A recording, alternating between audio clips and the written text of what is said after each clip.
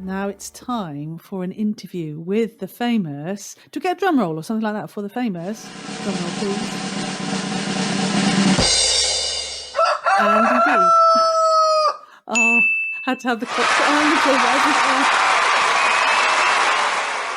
Have you finished? You wanted an introduction. I know. I asked for that, didn't I? Basically. So, Andy B is famous because you are on the Wake Up Call on Pure 24/7 Radio, only on Pure 24/7 Radio. I'm not on the Wake Up Call. No, did I say... No, hang on a minute. The Get You Home show, that's Thank it. you. Sorry. So famous, yeah. That'll be Nathan. The Pure 24/7 Radio was started, or it's launched in September, wasn't it? Last 1st year. of September. 1st of September. And you started to do that show, the Get You Home show. We started actually with the Family Focus, this actual show, didn't we? Did. This was the first show. Yeah, we launched Friday the 1st of September at 12 p.m. and then at 3 p.m, 2 days later on a Sunday, we started our very first Family Focus. Yes. So why? What on earth made you think, did you wake up one morning and go, do you know what? I'm going to start a radio station. What happened? No, because you see, I never thought I'd do radio. I never thought it was something I would be able to do. I didn't think I would be good enough. Growing up in a place called the Black Country in the Midlands, which is a very, very heavy industrial place, hence the Black Country. It's lots of soot, lots of coal mines, lots of forges, glass blowing. That's the Black Country. And there's two things that you need to know about the language there. One of which is you generally speak very quickly and the dialect is quite strong and quite broad. So if you want to speak proper Black Country, people will not know what you've said unless you're a local. So having grown up with that kind of a background, I just assumed that any kind of voiceover work, which is what radio is, would not be for me. But here I am. Actually, you always thought I would be good at this. Yes, I did actually. Yeah, and I had an opportunity to do some radio work somewhere else, and that was really good fun. And I discovered, one, I love this. Two, this is really not like work. This is really easy. And three, lots of people are saying, gosh, you're really good. We love your voice. We love your approach. We love your whole attitude. You're just really normal. You don't come across as anything that you're not. There's a lot of authenticity. So that was really encouraging beginnings. And then in February 2022, we had 3 people within about a week to 10 days of each other, all saying to me directly, Andy, we think you should start your own radio station. We think you do a really good job. Do your own radio station. That then got us thinking. It got us talking because we were already in a different online ministry. So we were doing something called the berrybunch.org. You can go and find that out, berrybunch.org. And that's making videos, free resource videos for churches or for families or anybody who just wants an encouragement. And there were loads of things we used to do for that. So we were very used to being in front of a camera and delivering things on peace and all that kind of stuff. But yeah, someone had said, what about your own radio station? Followed by somebody else.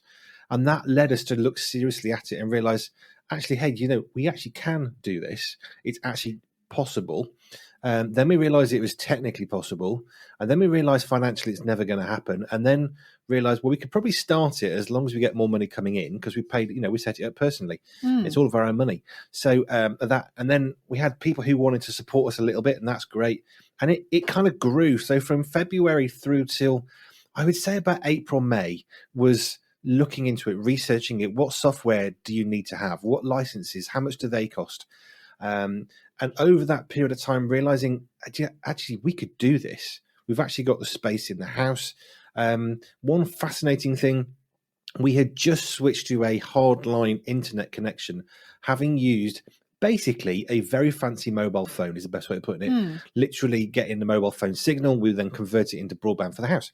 And we just switched from that to a proper high-speed fiber optic broadband. And then that was another big tick actually of, now we've got a decent phone line for this. We've actually got high enough internet for this, good enough quality. And it just grew and grew. So by July, we were like, we're going to do this. So we told a few people kind of June time, July time. And then it was really hard work. It was a good few months to get ready for what we decided was going to be the 1st of September. I like deadlines. Deadlines are good. Deadlines mean that you actually have something to work to rather than, well, let's think about this in the future. And it was amazing. We had so much support behind us. We've got a great group of trustees, really good friends that I'd made, and they're on board. So they're supporting us and they're guiding us and holding us to account in really righteous, good ways. So why did we start this? Because we love radio and because we thought, there's a real gap for decent radio with decent music that's clean. And the real big thing for us is all of our music, it's free of bad language, and it never promotes anything illegal or immoral. That's not a stance I've seen on any other radio station. We play, it might be called mixed format. That's definitely not new.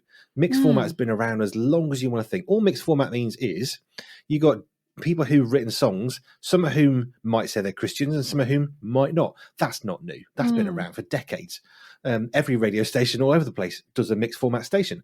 You get some stations that are exclusively Christian. There's some great stations like UCB and Premier. They're brilliant for just pure Christian music only radio stations. But our heart and passion is we love all music, and there's some really good music out there. So we thought this was good. We think it is, and actually people are saying we love this. That nobody else is doing this. So we don't play Christian music any more than we play non-Christian music. We play music. And that's it. And I think that's what sets us apart. And when we explain that to people, when they say, "What are you about?" that's when they go, "Ooh, I like that. I like that." Because no one else has done that I could find anyway. Two things coming to my mind, perhaps two questions from what you're saying. So you've come from doing videos. Yes. So my question about that, how can you go from videos, which you're visually seen, aren't you? And you might be demonstrative, or something comes across when you can see someone. How do you get across what you want to get across with just your voice? I think people who've done acting, voiceovers for cartoons have been asked the same sort of question. And I would give the same kind of answer, actually. You can be quite descriptive using your hands. You can put them in the air. You can do all sorts of things. You can frown. You can turn away. You can turn your body. You've got lots of physical visuals that guide your speech, that guide your message, that guide what you're trying to say. When you haven't got that, it does focus your mind. So one of the things, for example, we are fully a global station. We're a global media organization. I think one or two people thought, "Oh yeah, you're not really." Yeah, we really are a global media organization. We've got listeners, at least 10 countries are repeated listeners. So these are people who come back and back and back. We've been played in more than 25 countries now, I think. We within a month or two, we were getting up to 1,000 listeners a month, which is kind of cool. So we've definitely hit on something good. And I think what you have to do with your voice is to understand that people can't see you. So you have to be more descriptive. And so, for example, because we've got a global audience, we talk about a pavement.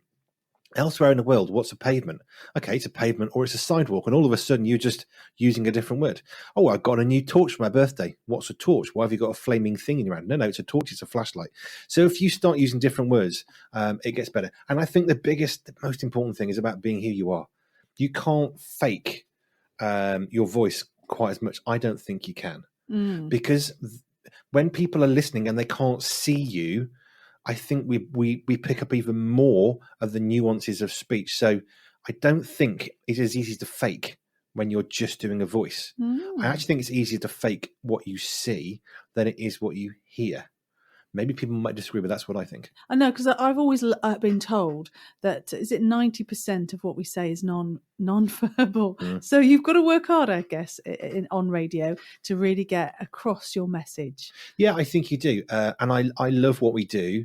And what's exciting is people who are coming back to us saying we're loving what you do. That's really rewarding. There are some challenges. I mean, because it's radio, not everybody who listens to a radio is going to text you or email you or, comment on a social media post, because this isn't an online community, right? This is radio. I actually think it's the most personal form of media that exists. TV, you can watch with a bunch of friends. Radio, you're probably listening more often than not on your own in a car or baking some bread in the kitchen, which is what I tend to do. There are things there where you would not necessarily be listening as a group, whereas with TV you would, so it's more social. But radio, right? That's more personal, and I love the personal nature of radio, speaking into someone's home and brightening their day, being a voice of something encouraging that can lift their spirits, and that's what I love. Yeah, I must admit, I like it when you say, "We'll keep you company." And it's like you're there with a person, particularly if they're on their own, but you're there with them, and that is nice. But I was going to ask the second question I was thinking about as you were speaking was, how did you come up with the name Pure 24/7 Radio? So we, from the very beginning, we have something else called Pure Media Family. Pure Media Family is like an umbrella. So I've got a website, andyberry.co.uk. We've got our Berry Bunch website, berrybunch.org. We've also got podcasts and we've got books. We've got all these things that we do, that we create, some physical, some sort of digital, physical, if you like. PureMediaFamily.com, that's kind of an umbrella website that encapsulates all that we do. So we knew we wanted something that was about purity, because it's about clean music, basically. Music that you want to listen to, that you're not going to worry if your grandchild is listening to, for example. And there's great music. So we play bands like Metallica, Guns N' Roses. We have Taylor Swift. Now, some of their music is not something I'd want to listen to or play. Some of it really is, and it's brilliant. They're great artists, but you wouldn't necessarily want to listen to it all. So we go through lyrics one by one, line by line. We check the lyrics and make sure it's all clean. And that's the point about the purity element of what we do. We want it to be pure. We want it to be clean, so that you don't get a nasty shock of what was that bad language I just heard. Because I don't know about other people. I've been a trucker. I've used bad language when I was trucking, I guess, really. And I was surrounded by it. I never was happy with it. I was never comfortable with it. And I don't like bad language, because if you're using bad language, generally speaking, it's because you've got nothing to say. So you just use colourful language to try and make something that's nothing into something greater. So I like pure. So where did it come from? In part because we wanted a media handle that was available everywhere. So if you search on apps, Facebook, Instagram, X, YouTube, podcasts for Pure 247 Radio, you will find us. Nobody else with that. That was part of the steer. We wanted something that said what it was on the tin. I'm a big believer in that. Let's not have something really obfuscated or complicated or, ethereal. Pure radio, that's what we are. And it's 24/7. So it's pure radio. It's 24/7 a day. So we're always on. There's always music. There's always presenters. We're repeating lots of shows overnight. So people who don't live in the UK time zone can listen at a time more conducive to them. So the evening shows might be your evening. It's 6 o'clock for us, but it's midday for you. My 3 p.m. Get You Home shows is drive time. That's the breakfast show in Montana and Vancouver in Canada. So we play some of the things 6 hours later, so it makes more sense. But pure radio, that's what we're about. It's just radio, it's music. But also it's 24/7, hence pure 24/7 radio.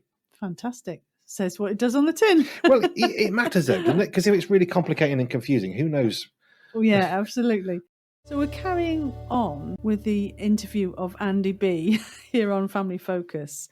Thank you, Andy B, for joining us here. You do all professional and everything. Yeah, it's not like I'm sitting at the controls or anything. So I thought we've got a few more minutes, but I think we might have to carry on because it's so interesting to hear about how Pure 24/7 Radio came about and what's been going on. What I'd like to hear about is more about what is happening and what the future is. But I was trying to think of something funny or something interesting. So I mean, maybe tell me, I don't know, something interesting about yourself or something funny or something that you can share with the rest of the world. Fine. Don't forget, it's a global station. I worked for the Pais Project in 95 to 96. Pais Project back then was basically, it was a free year out. That's why I went on it. I'd finished school. What can I do? And you'd learn to do lessons and lunchtime clubs and assemblies. And one of the things we had to do with the assembly was write our own. So we often worked in as a team of 3 or 4. Sometimes we do 2 pairs and we go out and do stuff. But you had to write a solo assembly. Now, you could use the rest of your team or just do it yourself or whatever. And I ended up creating a monologue. Now, this is in a big secondary school in East Manchester. This school, the year after I left, I'd finished Pais. The terror police were called because someone had chucked some lithium in a toilet and blown at the block, and they thought it was a terror incident. Okay, this is the school I was at. Paints the picture, yeah. And so I decided what I would do, because I'm from the Black Country, is I would slow my speech down. I would soften the language slightly. I did a monologue where I was basically an old lady standing at a bus stop. So I dressed up as an old lady, pretended to be an old lady, and I was at this bus stop whinging and complaining. One of my colleagues then came out and did a quick sort of narrative every so often. I must have been all right. It passed. I got my little certificate. But I remember doing this monologue. I wish I kept it, actually. I don't remember what I said or what I did or what the point of it was. But yeah, I dressed up as an old lady from the Black Country, whinging at a bus stop, waiting for a bus that never came. This is radio, but my imagination's going wild to picture you. It's good fun. Brilliant. I love doing radio. I think that's what I'd say. I really, really enjoy doing it. And you're good at it, aren't you? As it turned out. I actually listened to myself yesterday for the first time. I thought, I'm actually pretty good. People say it, but then you don't really know, do you? So you sort of think, well, am I not? But I love doing radio. It's really good fun. Okay, so this is Family Focus, and we are here with Andy B from the Get Your Home show. and he is actually the CEO of Pure 24/7 Radio. And we've been talking about how Pure 24/7 Radio came about, the name, it says what it does on the tin. We've talked all about the journey so far from the 1st of September to now. And can I ask you, Andy, what's happening now and what's the future for Pure 24/7 Radio? There's lots of things. How specific do you want? Well, you started, you said, didn't you, with Family Focus? That was the very first show. This very show started. That was the kickoff, launch pad radio show for Pure 24/7 Radio. And then you built on from that. I think your Getting You Home show was the next one along the line. That then started up, yeah. Yeah, we've got the Wake Up Call, we've got Late Lunch, and we've got lots of evening shows, haven't we? There's about 70 hours of original radio every week. Fantastic. And then it's live, isn't it? Most of what we do is live, and there's repeats as well, isn't there? So we repeat some of the stuff because we noticed that people were trying to listen overnight when there wasn't anything but music. Now, it's good music and it's fine. That's what it's there for. But so we do so much live, but then so much of it is also recorded shows. So literally this show, which is live now, is being recorded. That then gets replayed on a Saturday morning. Yeah, so it's a repeat. So we've got, I counted it up recently, 70 hours a week of original presenter-driven radio shows. I must admit, I enjoy the 90s show, which is with Andy Brown on a Thursday night. And I only managed to sort of listen to, I think, almost the first hour. And he promised there was going to be an erasure track. And I was like, I couldn't listen to it. So I listened to it on Saturday afternoon. I got to hear that erasure track. So it's really useful to have a repeat of a show when you can't quite catch it, wherever you are, whenever you are in the world. Fantastic. So there's some great things happening, some great presenters, some great shows. What's the future of Pure 24/7? What are the plans? So we've got a few plans coming up. We're still growing. There's lots of stuff going on, which is great. But I think one of them is going to be the fact we've got the Pace Project show starting up very, very soon. That's really, really exciting. So I mentioned the Pace Project. They're now called the Pace Movement, by the way. That sounds bigger. Well, it's grown over the years, which is really exciting. But so I spoke to Paul Gibbs, who's the CEO. I asked him quite a while ago, do you want to do something together? We wanted to support you for a long time, never quite knew what to do, but actually we could support you this way. Would you like to do a radio show where you can talk about what God is doing wherever you've got teams around the world? He got quite excited. He actually got very excited. So we've got an interview on Wednesday when we're going to be talking about this partnership between the Pace Movement and Pure 24/7 Radio. And what's fascinating is I was a Pace Project worker. Pace has grown. It's now Pace Movement based in Texas. They're in multiple countries around the world, more than 20. And we've got a global partnership together. So we're going to be putting out a brand new podcast that they're going to be creating, which will go out on Tuesdays in February. So that's something that's coming up, which is really exciting. We've got some festivals this year. We've been invited to attend a really, really, really big one, which is great. They want us to be there so we can talk about what we do. I was invited to a TV channel to talk about what we do because they heard about it. So it's quite exciting how when people hear what we do, it's different and it excites people. And it's always that same, ooh, I like that. Excellent. So it sounds like Pure 24/7 Radio is going from strength to strength, is growing.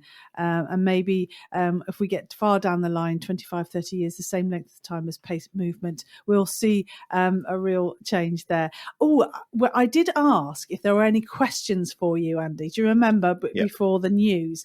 And we have got some questions for you. So first up, where do you see Pure 24/7 Radio in a few years' time? Bigger and better, really, would be the obvious one.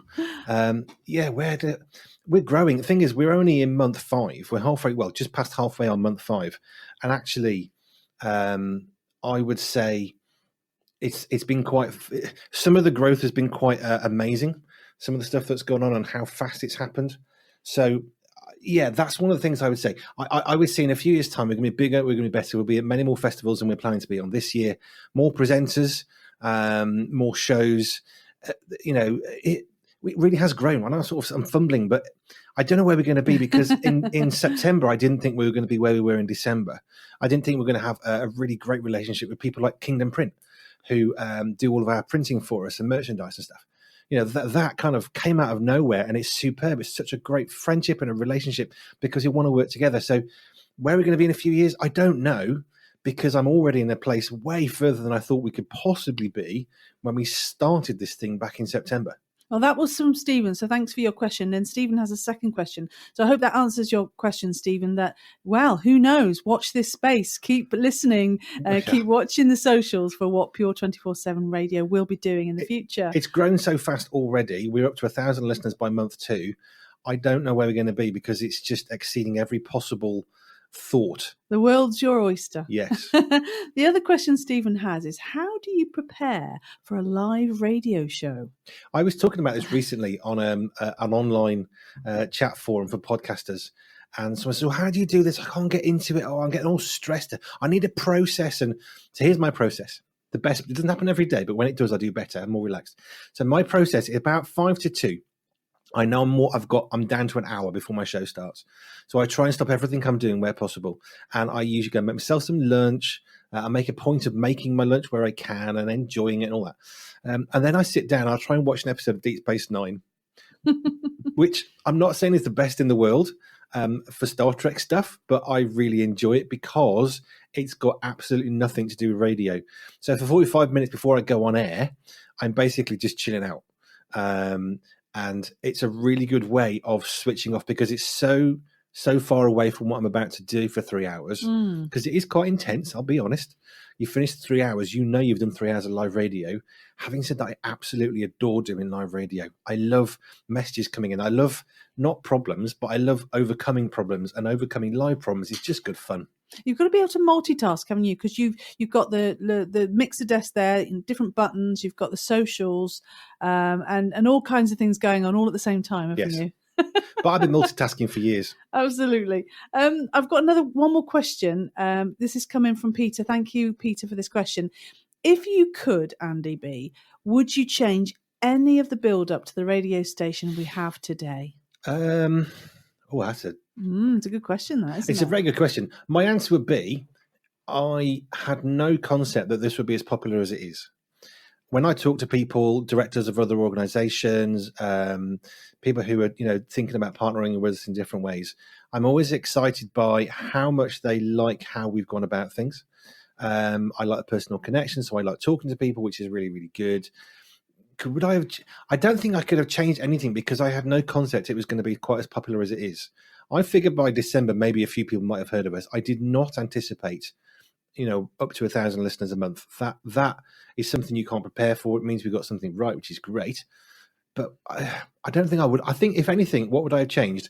I would have had more belief in what I knew I was doing. I got a really good team with me. So operations manager, social media manager doing great work. We've got trustees. We've got people who are helping us with the software and radio and license, all that. There's some really good people involved. I don't think I'd want to change at all any of the people who got involved and when. But I think I wish I believed in myself more, that actually I know what I'm doing enough that this is going to be okay. You can never plan too far because you can never guarantee anything. So it's not about being arrogant. It is about being confident. And there is a big difference between the two. And I think I wished I'd been more confident. Yeah, there you go. Thank you, Peter, for that. So that's more confidence. But I guess that confidence is there now because there's lots of support for Pure 24/7 Radio. That was an exclusive interview with Andy B here on Pure 24/7 Radio. So thank you to Andy B for sharing all that we need to know about Pure 24/7 Radio. And we hope to have future interviews as the radio station grows. I think what you need to be a radio presenter is someone who can just chatter. And I can speak all day long. Excellent.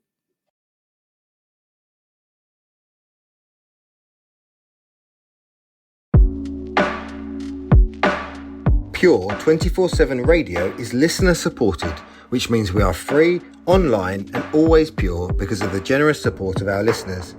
If you would like to contribute financially, please visit pure247radio.org. If you'd like to find out how we use your money, please visit the Our Cost section. Any donation of any size will help keep us on air and broadcasting for free. Thank you.